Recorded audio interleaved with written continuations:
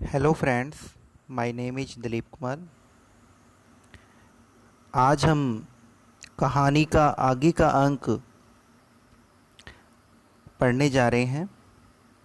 कहानी लाख की चूड़ियाँ।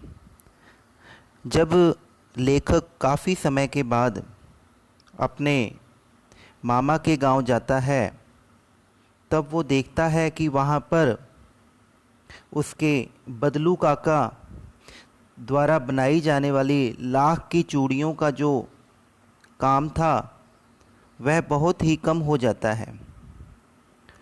और जब वो अपने मामा के पास जाता है तो वो वहाँ देखता है कि वहाँ पर उसके जो बदलू काका हैं वो अब कोई भी काम नहीं कर रहे हैं और एक मचिया डालकर उस पेड़ के नीचे बैठे हुए हैं।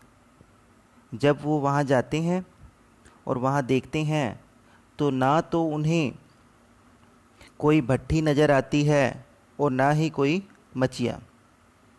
तब वो काका को कहते हैं कि आजकल काम नहीं करते काका? यह लेखक ने पूछा, जिन्हें बदलू लल्ला कहकर बुलाया करते थे। तब उन्होंने जवाब दिया, नहीं लल्ला, काम तो कई साल से बंद है। मेरी बनाई हुई चूड़ियों को कोई पूछे तब तो गांव-गांव में कांच का प्रचार हो गया है। वो लेखक को कहते हैं कि अब मेरी बनाई गई चूड़ियों को कोई भी खरीदने में अपनी रुचि नहीं रखता है। अब चारों तरफ तो कांच की बनाई गई चूड़ियों का ही प्रयोग किया जाता है। वह कुछ देर चुप रहा, फिर बोला, मशीन युग है ना यह लल्ला। बदलू ने कहा कि आजकल मशीनी युग आ गया है। लोगों को चमक वाली चीज़ें ज़्यादा अच्छी लगती हैं। आजकल सब काम मशीन से होता है। खेत भी मशीन से जोते जाते हैं और फिर जो सुंदरता कांच की चूड़ियों में होती है वह लाख में कहाँ संभव है। बदलू ने अपने मन की व्यथा को बताते हुए कहा कि आज का जो समय है वो बहुत ही बदल चुका है। आजकल लोग हर काम मशीनी से करवाने लग गए हैं। यहाँ तक कि खेत की जुताई का काम भी मशीन ही किया करती है। और उन्होंने अपने व्यवसाय का भी उदाहरण देकर बताया कि कांच की चूड़ियों की जो सुंदरता है वो कहीं ना कहीं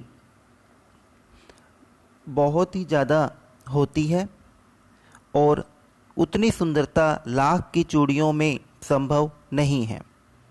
लेकिन कांच बड़ा खतरनाक होता है। आगे वो बताते हैं कांच की चूड़ियों की कुछ अपने कह सकते हैं कि उनके हानियाँ क्या हैं, उन चूड़ियों की नुकसान क्या है।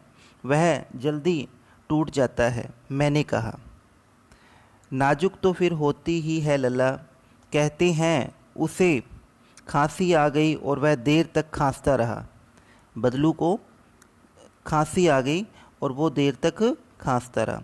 मुझे लगा उसे दमा है। दमा मतलब खांसी की बीमारी। लेकिन उम्र बढ़ने के साथ साथ उसका शरीर ढल चुका था। उसके हाथों पर और माथे पर नसें उभरने आई थी। हम कई बार देखते हैं कि जब आदमी का शरीर कमज़ोर हो जाता है तो उसके शरीर में जो नाड़ियाँ होती हैं वो साफ साफ दिखाई देने लग जाती हैं। उसी प्रकार बदलू का शरीर भी बुढ़ापे के कारण कमज़ोर हो गया था और उसके शरीर पर जो थी वो स्पष्ट दिखाई दे रही थीं।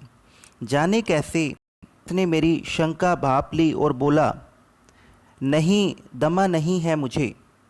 और जब ये लेखक सोच ही रहा था तब बदलू ने उसके मन की बात को जानकर कहा कि नहीं, मुझे दमा नहीं है, मुझे फसली खांसी है। मतलब कि जो मौसम के अनुसार होने वाली जो खांसी है उसके बारे में बदलू ने कहा कि मुझे दमा नहीं है, यही महीने 2 महीने से आ रही है। यानी मुझे ज़्यादा दिन से खांसी नहीं है, 2-1 महीने हुए हैं, 10-15 दिन में ठीक हो जाएगी अपने आप। मैं चुप रहा। मुझे लगा उसके अंदर कोई बहुत बड़ी व्यथा छिपी है। व्यथा का मतलब होता है दुख। मैं देर तक सोचता रहा कि इस मशीन युग ने कितने हाथ काट दिए। यहाँ पे लेखक का कहने का तात्पर्य है कि मशीनी युग के कारण न जाने गांव के कितने लोग बेरोजगार हो गए हैं, बदलू की तरह। कुछ देर फिर शांति रही जो मुझे अच्छी नहीं लगी, यानी कोई भी बात इस बारे में नहीं हुई। आम की फसल अब कैसी है काका? फिर लेखक ने पूछा बदलू काका से कि आम की फसल कैसी है, क्योंकि बचपन में जब वह जाता था बदलू काका के पास तो वह उन्हें खाने के लिए आम दे दिया करते थे। कुछ देर पश्चात मैंने बात का विषय बदलते हुए पूछा, अच्छी है लला, बहुत अच्छी है। उसने लहकर उत्तर दिया और अंदर अपनी बेटी को आवाज़ दी, अरे रज्जो, लल्ला के लिए आम तो ले आओ। फिर मेरी ओर मुखातिब होकर बोला। मुखातिब का मतलब होता है देखकर बात करना। माफ़ करना लल्ला, तुम्हें आम खिलाना भूल गया था। नहीं नहीं काका, आम तो इस साल बहुत खाए हैं। वाह वाह, बिना आम खिलाए कैसे जाने दूंगा तुमको। आगे बदलू काका कहते हैं कि मैं माफ़ करना मुझे कि मैंने आपको आम के लिए नहीं पूछा, लेकिन मैं आपको बिना आम खाए नहीं जाने दूंगा। मैं चुप हो गया। मुझे वे दिन याद हो आए जब वह मेरे लिए मलाई बचाकर रखता था। गाय तो अच्छी है ना काका? मैंने पूछा, क्योंकि बदलू के पास एक गाय भी थी और वो लेखक को या लल्ला को उसकी जो मलाई, दूध को गर्म करने के बाद जो उसके ऊपर एक मलाई आती है, वह उसे बचाकर रखता था और वो लेखक को दिया करता था। गाय तो अच्छी है ना काका? मैंने पूछा। गाय कहाँ है लल्ला? 2 साल हुए बेच दी। कहाँ से खिलाता? आगे बदलू ने जवाब दिया कि गाय तो मैंने बेच दी है, क्योंकि मेरे पास गाय को खिलाने के लिए कुछ भी नहीं है, क्योंकि मेरा जो रोज़गार है या जो मेरा व्यवसाय है वो तो धीरे धीरे ख़त्म हो गया है। इतने में रज्जो, बदलू काका की जो बेटी है, उसकी बेटी ने अंदर से एक डलिया में ढेर सारे आम ले आई। डलिया होता है एक पात्र होता है, एक बर्तन होता है जो कि अपने कह सकते हैं कि किसी सामान को रखने के लिए काम आता है। उसमें वो उस पात्र के अंदर आम ले आई रज्जो, उसकी जो बेटी थी। यह तो बहुत है काका, इतने कहाँ खा पाऊँगा, मैंने कहा। आगे लेखक ने कहा या लल्ला ने कहा कि मैं इतने आम नहीं खा पाऊँगा, ये तो बहुत ही ज़्यादा है। वाह वाह, वह हंस पड़ा। शहरी ठहरे ना, मैं तुम्हारी उम्र का था तो इसके चौगुना आम एक वक्त में खा जाता था। एक वक्त मतलब यहाँ पे होता है एक समय में। ये बदलू ने लेखक के लिए कहा। आप लोगों की बात और है ना, मैंने उत्तर दिया। अच्छा बेटी, लला को 4-5 आम छाँट कर दो, सिंदूरी वाले देना। सिंदूरी वाले आम मतलब यहाँ पे आम की एक अपने कह सकते हैं अच्छी क्वालिटी को बता रहा है, एक वैरायटी को बताता है कि सिंदूरी आम, यानी सिंदूर के तरह उस आम का जो रंग होता है, उसकी जो क्वालिटी होती है वो बहुत ही ज़्यादा अच्छी होती है। देखो लल्ला कैसे हैं, इसी साल यह पेड़ तैयार हुआ है। यानी कि वो जो पेड़ था जिसके सिंदूरी वाले आम लगे थे वो इसी बार ही तैयार हुआ था और उस आम को, उस पेड़ के आम को बदलू ने लेखक को दिया। रज्जो ने 4-5 आम अंजलि में लेकर मेरी ओर बढ़ा दिए। अंजलि का मतलब होता है कि दोनों हाथों को जब अपने जोड़कर किसी चीज़ को इकट्ठा करते हैं, किसी चीज़ को रखते हैं, तो उसे कहते हैं अंजलि। आम लेने के लिए मैंने हाथ बढ़ाया तो मेरी निगाह एक क्षण के लिए उसके हाथों पर ठिठक गई। जब रज्जो आम दे रही थी तब लेखक का ध्यान उसकी कलाइयों पर गया। तब उन्होंने देखा कि गोरी गोरी कलाइयों पर लाख की चूड़ियाँ बहुत ही फब रही थीं। यानी कि बदलू जो थे, बदलू काका, वो अपनी लड़की के लिए लाख की चूड़ियाँ ही बनाई थी उन्होंने, और उनकी बेटी ने उन लाख की चूड़ियों को पहन रखा था और वो बहुत ही सुंदर उनके हाथों पर लग रही थी। फबना का मतलब होता है सुंदर लगना।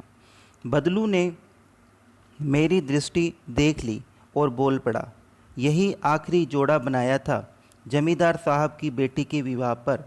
10 आने पैसे मुझको दे रहे थे, मैंने जोड़ा नहीं दिया, कहा शहर से ले आओ। आगे बदलू काका ने कहा कि ये आखिरी जोड़ा मैंने बनाया था जमींदार साहब की बेटी के लिए। उस गांव के कोई जमींदार थे, उनकी बेटी की शादी थी, तो उन्होंने उसके लिए वो लाख की चूड़ी का जोड़ा बनाया था। जब उसकी कीमत जमींदार ने नहीं दी पूरी, तो क्या कहा बदलू ने कि आप ऐसा कीजिए भी, आप शहर से चूड़ी ले आओ जाकर, मैं आपको इतनी कम कीमत पर यह नहीं दूंगा। आगे देखें, मैंने आम ले लिए और खाकर थोड़ी देर पश्चात चला गया। मैंने वो जो सिंदूरी आम मेरे लिए लाए गए थे उसे मैंने ले लिया और उसको खाने के बाद मैं अपने घर चला गया। मुझे प्रसन्नता हुई कि बदलू ने हार कर भी हार नहीं मानी थी। उसका व्यक्तित्व कांच की चूड़ियाँ जैसा न था कि आसानी से टूट जाए। ये कहानी की जो अंतिम पंक्तियाँ हैं बहुत ही महत्वपूर्ण हैं।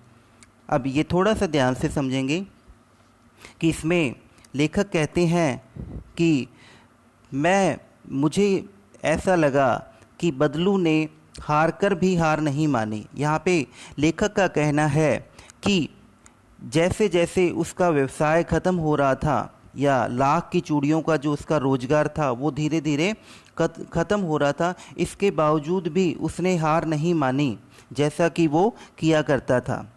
जब कोई उसकी लाख की चूड़ियों को खरीदने आता था तो वह उसकी कीमत को पूरा लेना चाहता था, और उसने वैसा ही आखिरी दौर पे भी किया, आखिरी समय में भी वैसा ही किया। जब जमींदार साहब की बेटी के विवाह के लिए उसने चूड़ियाँ जो बनाई थी लाख की, जब उसे उसकी पूरी कीमत नहीं मिली तो उसने उन चूड़ियों को देने का बिल्कुल भी मन में नहीं ठाना और ये जवाब दे दिया कि आप जाकर चूड़ियाँ शहर से ले आओ। इससे लगता है कि जो उसका बदलू का जो व्यक्तित्व है वो कांच की चूड़ियों की तरह नहीं है जो आसानी से टूट जाए। जो उसका विश्वास है वो आसानी से कांच की चूड़ियों की तरह नहीं टूटने वाला है।